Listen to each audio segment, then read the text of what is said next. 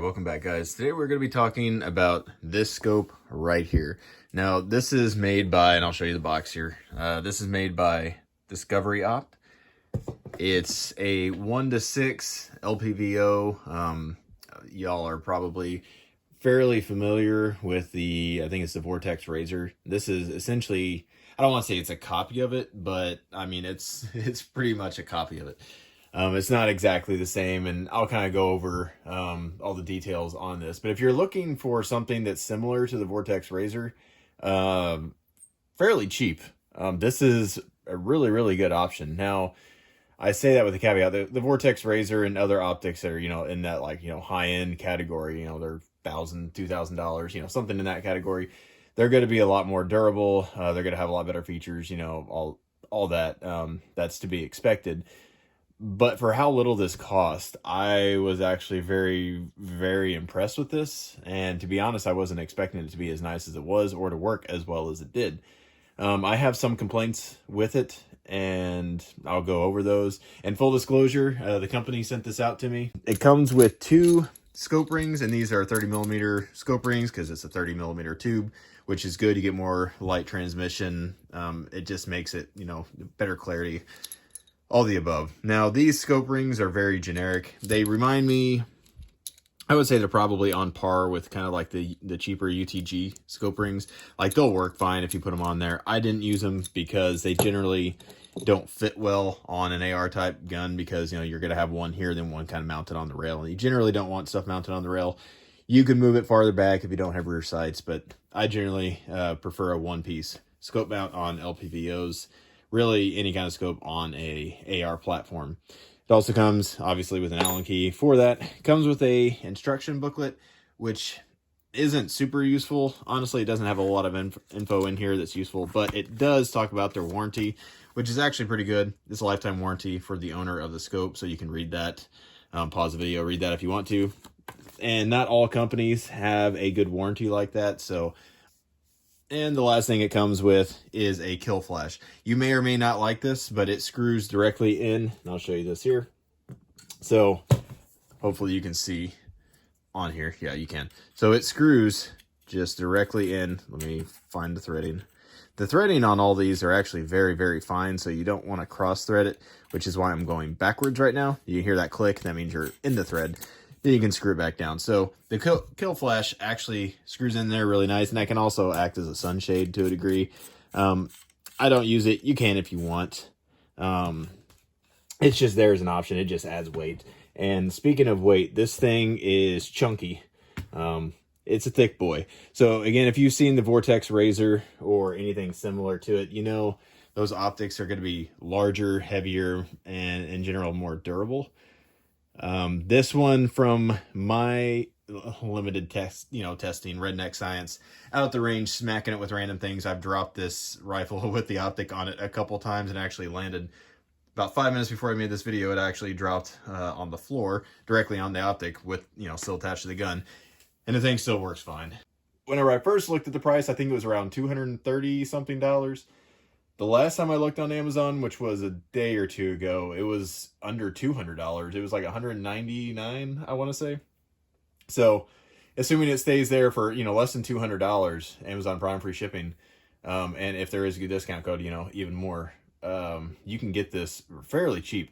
And most other optics in that price range are going to be, like your Bushnells, your cheaper primary arms optics. There's a few others out there that you can get, but all the ones that I've used, which granted has not been a lot. I'm not a huge fan of LPVOs just because I prefer red dot to magnifier. So for me, I just prefer just to flip up a magnifier and just have that max magnification. Now granted, with most magnifiers, it's less. So, it is what it is. But with an LPVO, you do get more magnification. Generally, the glass is generally clearer. It is more usable as a scope, but for me, I don't think it's as usable as a red dot. Now this one specifically, let me take it off this rifle real quick and I'll kind of show you it up close so you can see it, and I'll kind of show you all the features and explain what I do and don't like about it. All right, so you can see I'm not going to take this mount off because it's a pain in the butt to get these things level. So it comes with nice little scopes on here. Now I will say, this is very well thought out. Again, it's kind of a copy of the Vortex Razor, which I'm fine with. especially for the price. But they kind of added their own little twist, and there's, you know, different things. The reticle's different, the turret caps are different, you know, but the body style is kind of the same, but, you know, the caps on the ends are different. So something that's kind of cool, instead of flip up caps, which I don't generally like flip up caps because they just get in the way and they block my view. And whenever you try to flip them up, they just block more of your view. So these are actually made to stack on top of each other on the illumination knob. Now you could probably, you know, lose these on accident in the field, so I wouldn't recommend, you know, using these, you know, if you're going for a long hike or something. But just for range use, I like these because they're out of the way and they're not obstructing your view at all. So that's kind of neat. Put those aside, and again, you know, they just kind of pop back on there. So that's smart. The glass clarity on this thing, I'll show you some pictures what it looks like at the range. Here's what it looks like on 1X at 100 yards. But whenever I was shooting this at the range, and most of you are probably going to be putting this on a 5.56 rifle or maybe a 308 or something like that, they're all fairly flat shooting out to distance. And so the markings on here for the bullet drop don't actually correlate with actual bullet drop for either the calibers I was shooting. And again, I'll put in a little picture of the reticle and show you what I'm talking about here with little arrows pointing to things. But whenever I was shooting at 300 yards, the tip of the bottom pillar, for lack of better words, the bottom part of the crosshair, the very tip of that, because it doesn't actually touch the center point, was what I was aiming with at 300 yards, and that was perfect with pretty much all ammo types. I was getting solid hits. And with the first hash mark, not where the 2 is, but the first actual horizontal line on that bottom post, was where I was aiming at 300 yards. And then a little bit higher was around the 500 yard mark. So you're just going to have to figure out where the hold on yours. And so as long as you shoot enough to get used to the reticle and you know which line is for which distance, I mean, the markings on the scope are pretty much irrelevant. The reticle, in my opinion, is actually perfect for what I would use an LPVO for.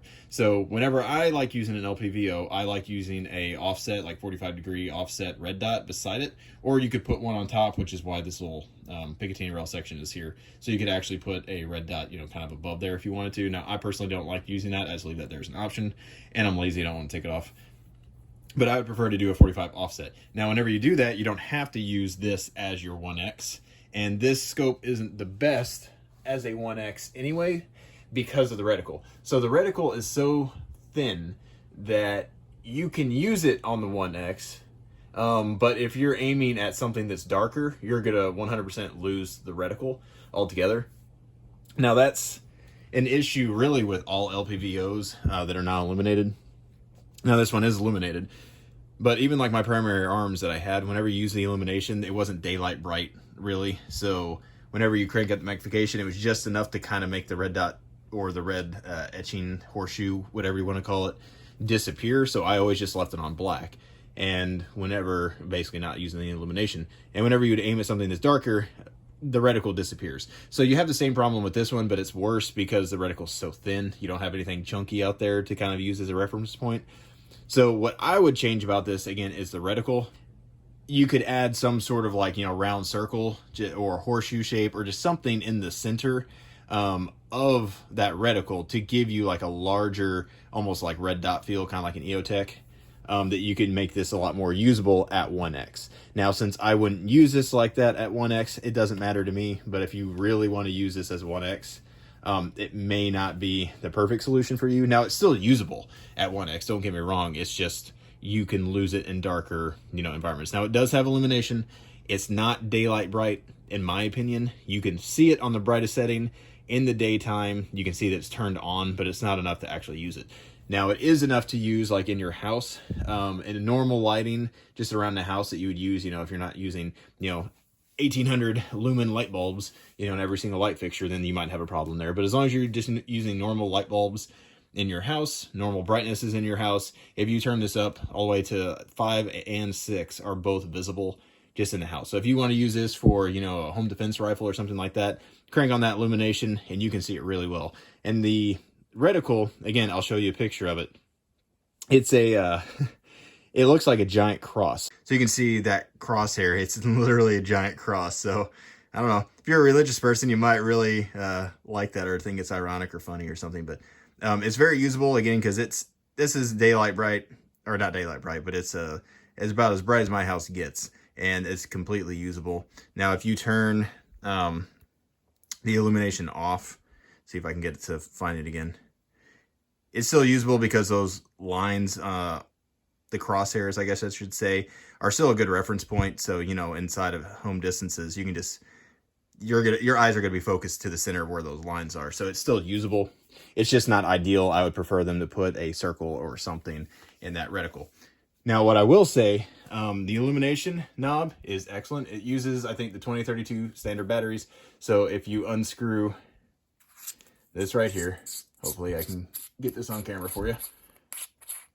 I will say all the threads on this thing are incredibly fine, so you don't want to cross thread. That's one, I don't know if you could say it's a negative. The 2032 battery right there. Now, one thing I did have an issue with, there was a little bit of corrosion on the end here and a little bit of like grease or something that was preventing good contact. So whenever I first got this, whenever I was using the illumination, it was like flickering in and out, and it wouldn't work on some settings and work on another setting. Couldn't figure out what it was. Took out the battery, swapped out for another battery. It was still doing it. Finally, I looked underneath the battery on the plate and noticed, oh, there's some goop and some corrosion in there. So I just kind of wiped that out with my finger, and now it's worked perfectly.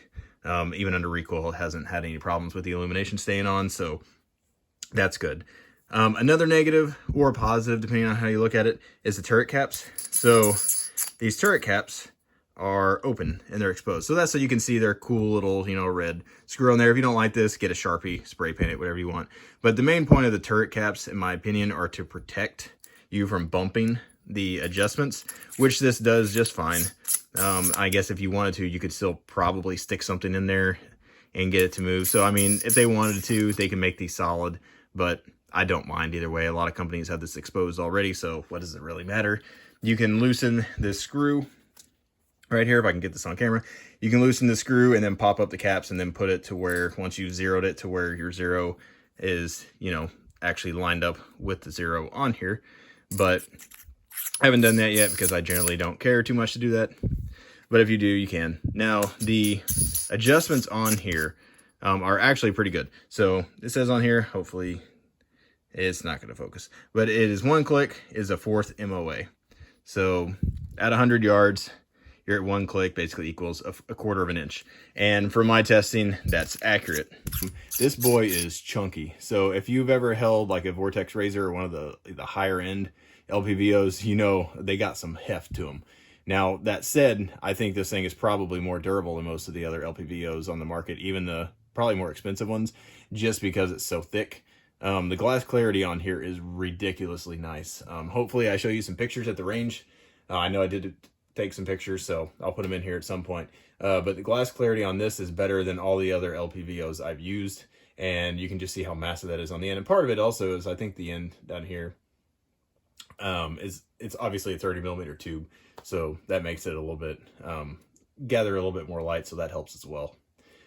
So moving from the back, it does have your diopter for your specific, you know, eyes. It's fairly stiff, so that's good. It's not going to move. The adjustment goes obviously from 1 to 6. The magnification on 1x, it's not exactly 1x. I would say it's probably somewhere around like 1.2. There is a little bit of magnification. It's not a lot. It's just enough to where you notice it if you're looking for it. If you're not looking for it, then you're not going to notice it. Like inside my house, I see it. But if you're aiming anywhere, you know, 25 yards and past, you're not going to notice it.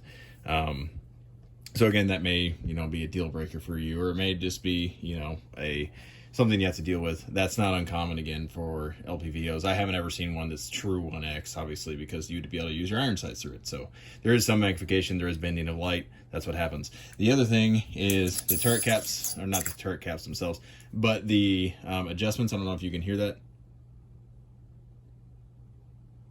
So they aren't really audible, but they're stiff, and then you can feel the detents. You can feel them clicking. They're not like super crisp. There's a little bit of mush. Like it feels like it's a larger detent, not a smaller detent. One thing I will also say about this is I think this is, for my use, a perfect LPVO because, again, like I've said, I would use it with a red dot, an offset red dot, in which case this acts just as a normal scope. And since I want it to be as a normal scope, and that reticle in there is so fine, taking shots at distance was absolutely a breeze. And I was shooting with a gun it's kind of a hodgepodge of parts. It's not the most accurate gun on the planet. It's maybe, you know, 2 to maybe 3 MOA gun with just standard, you know, like Wolf Gold, stuff like that. And I was easily hitting at 500 yards, 400 yards, and 300 yards, making hits left and right once I figured out where my hold was. Shooting at 300 yards, which is the closest berm.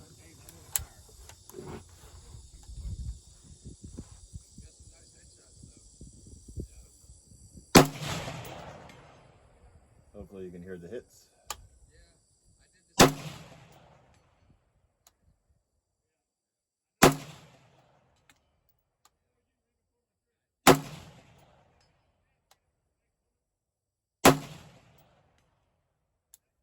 Incredibly easy to make hits with it. The berm that I'm shooting at now, it's a steel plate. It's about a little bit smaller than torso size. I think it's like an 8x10-ish size steel plate. It's the berm to the right of the closest one, if that makes sense. It'll look like the far right one that's closest on the camera, probably. Hopefully you can hear hits. There's a hit. I think that was a hit. That was a hit. That was a hit.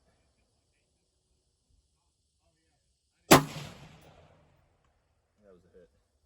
So on that one, I'm using the first crosshair on the bottom part of the reticle. So like the first, I guess, distance, elevation, whatever you want to call it, mark. And because of the reticle on this thing, the lines are so tiny, it really gives you a good sight picture and a good aiming point whenever you're using this reticle. And one thing, which I didn't even mention yet, I should have, this is a first focal plane scope. So most LPVOs in this price range are going to be a second focal plane, which means the reticle stays the same size the entire time. It only is correctly dialed in at one specific magnification. This one, if you have it on 1x, you can use those hash marks. So for me, shooting at 400 yards, I know that first little line is where I need to aim. So no matter what magnification on, as long as I hold on that line, I'm going to hit. Versus on a second focal plane scope, that wouldn't be the case. I would have to dial in specifically to that magnification before I could actually use those ranging reticles. So that's a huge benefit, in my opinion, to a first focal plane. And I honestly don't know of any other first focal plane other than maybe the Bushnell that's anywhere near this price point that's this quality. So if you're looking for a first focal plane LPVO, really, honestly, for under $400, I mean, this one is under $200 and it's ridiculously nice. I would go ahead and just get this one unless you have reservations about the reticle. And again, the reticle to me is the only thing that's a negative, or in my opinion, a positive. It just depends on what you want it for. For me, the reticle is a positive, but for someone who wants to use this also kind of like a red dot, it could be a negative depending on your contacts and, you know, personal preference. I really like this optic. Again, you may not like how it looks, you know, aesthetics wise, or you may love how it looks. It's very unique. Personally, I kind of wish they just made these, you know, just kind of filled in, but you know, that's neither here nor there. That's just cosmetics, and that doesn't affect function whatsoever. But I will say, like, the glass clarity on this thing is just ridiculous. I could not get over how nice this was for the price. And again, if y'all have any questions specifically, let me know. I'll try to answer them down in the comments below. One thing also I will go over that I forgot to mention is the durability of this thing. So I kind of already mentioned it, but I've smacked the snot out of this thing with a toolbox because that's all I had with me at the time. Sorry, you know, I don't have a fancy scientific rig to do that with, but I've also dropped my rifle. Well, I say dropped. I dropped it once at the range. It slid off where it was held up against on the gun rack. And then it also recently, just a few minutes ago, slid on the floor. And both times it actually landed directly on the reticle, which it didn't scratch anything, so that's surprising. And neither did hitting it with the toolbox. I'm going to smack the snot out of this scope. And again, I don't have anything. I'll go ahead and cover up the glass just because why not? I don't have anything to hit it with that's super, you know, crazy, but I do have this toolbox. There's a small amount of tools, so I'm just going to smack it around with this a little bit.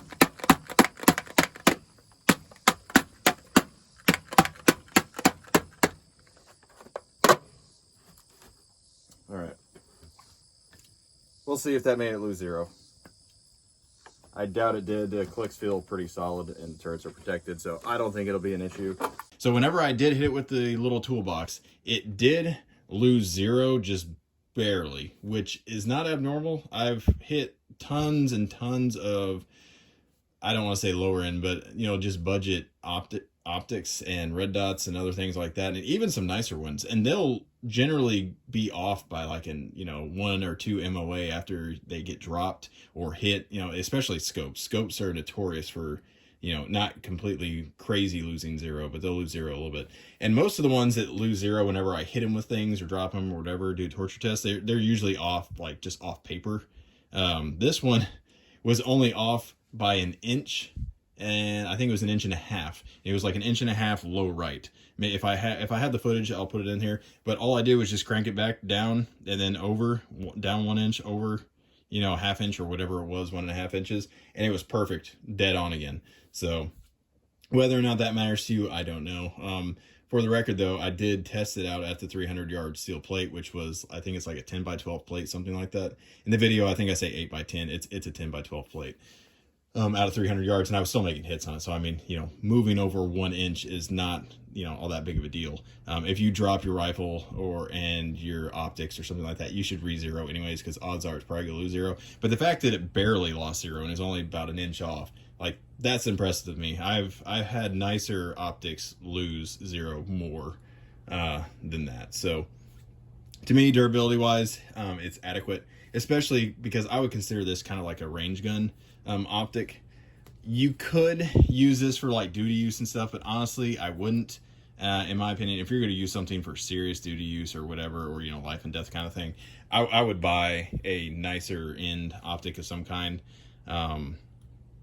I just can't personally trust things like this, you know, on something like that. Now, if this could be like a home defense rifle where it's just going to be sitting in a cabinet or behind your door, or, you know, something like that, where it's not actually getting bumped or anything, then it'd be fine for that. But I'm talking about like for a duty rifle, like something that rides around, like, you know, like if you're a cop, rides around your car and it gets bumped around, you know, in your trunk 24/7. Every time you hit a speed bump, the thing gets launched. You know, it's not, in my opinion, probably could be built well enough for that, but I don't trust it like that. I prefer things be overbuilt. Now, again, this thing feels absolutely like a tank. Like, it feels like I just picked up a hammer. So maybe that's negative to you. It's heavy, but again, for a range gun optic, I don't care. All right, so my final thoughts. Again, if you have any questions, comment down below. Also, like, subscribe to the channel. That really helps us out. YouTube doesn't generally like this kind of stuff, so that helps us out. If I have any affiliate links, you know, Amazon links down below, try to use them. That gives me, like, you know, a whole cent or two, you know, each time you buy something, which, you know, ends up paying for things for the channel for me to review. I don't make money off this channel. I just put it right back into it and, you know, buy more things to test out just because I think it's fun. This channel is more of a hobby. It's not actually, I have a real job. But again, if you appreciate this kind of thing, like it, comment down below. Also, you know, start a fight with someone down below, have fun with it. I don't care.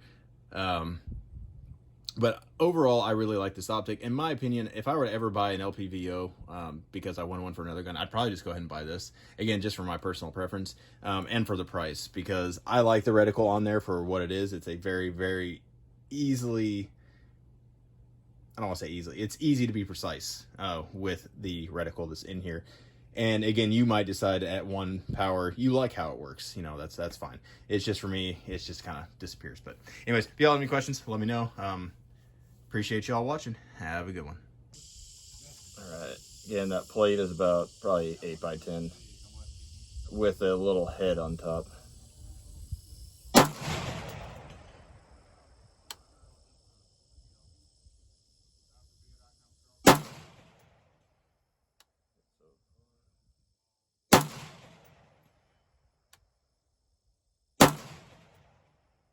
Just under it, I think. Yeah. Yep, so the tip of that crosshair is the aiming point.